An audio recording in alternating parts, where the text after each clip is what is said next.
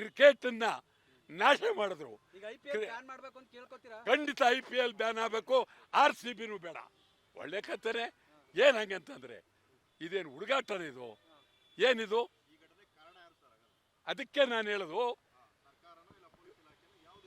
ನಾನು ರಾಜೀನಾಮೆ ಕೊಡಿ ಅಂತ ಹೇಳಿದ ಕ್ಷಣಕ್ಕೆ ಇದು ಆಗೋದಿಲ್ಲ. ಅದಕ್ಕೆ ನಾನು ಮುಖ್ಯಮಂತ್ರಿಗೆ ಈ ಅಧಿಕಾರವನ್ನು ಹೇಳ್ತಾ ಇದ್ದೇನೆ.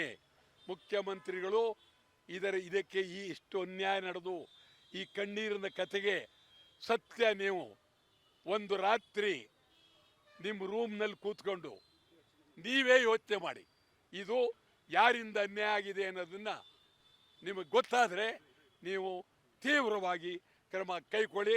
ಸಿದ್ದರಾಮಯ್ಯನವರೇ, ಇದು ಈ ಕುಮಾರಸ್ವಾಮಿ ಹೇಳೋದಾಗಲಿ ಯಡಿಯೂರಪ್ಪ ಹೇಳೋದಾಗಲಿ ಅವರೇನು ಪರಮ ಪವಿತ್ರ ಏನಲ್ಲ, ಅವರು ಪಾಪಿಗಳೇ.